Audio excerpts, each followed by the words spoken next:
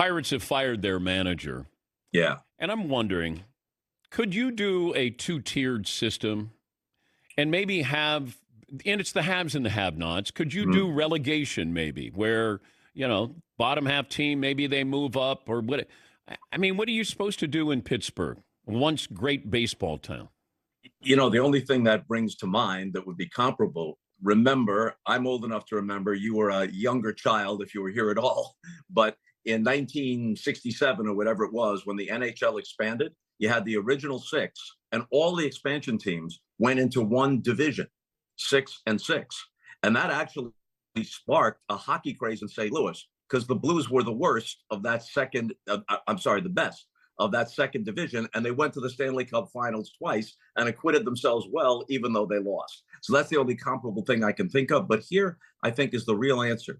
If you're the Pittsburgh Pirates, and if you're a long-suffering fan, and you're right, they have a great baseball history. They have one of the best ballparks in the major leagues, and they flounder constantly. Think about this, though, Dan. There are 10 teams in the two central divisions in the major leagues. Only one of them is in the top half of payrolls. That's the Cubs at 10th. Next is the Tigers at 17th. Half of the 6 playoff teams last year in the American League came from the AL Central. The Tigers, the Royals, and the Guardians, and the Twins, who have now had the trapdoor open on them, but the Twins were barely outside that group. They were alive in the last week. Other than the Cubs, in theory, who's going to greatly outspend the Pirates in the National League Central? One of the things that mitigates the admittedly large payroll gaps in the major leagues is the third wild card. Whether you like it or not, you can say, hey, if we can win 85, 86 games, we got a chance to get into the postseason.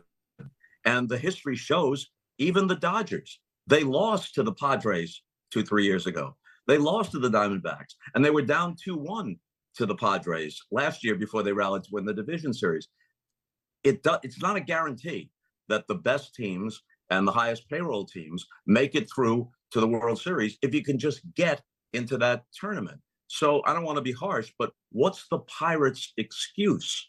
They play a huge percentage of their games within the National League Central with other teams that aren't running away from them payroll-wise, and you've got a second and third wild card.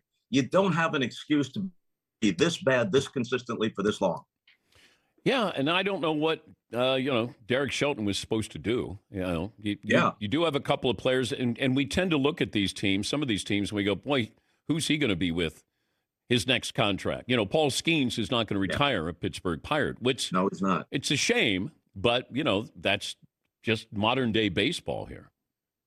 Yeah, it is. On the other hand, if Derek Shelton was lucky enough to have management like the Colorado Rockies have, and this is not a knock on Bud Black at all. Bud Black is a very respected baseball guy as a pitching coach and as a manager, and he had the Rockies in the playoffs several years ago, but they start out with no chance.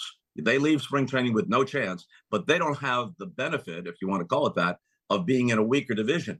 They're in a division where the other 4 teams vary from good to very, very good. And they're playing a huge number of their games in that division. And they're like 180 games out, even though it's only a 162-game season.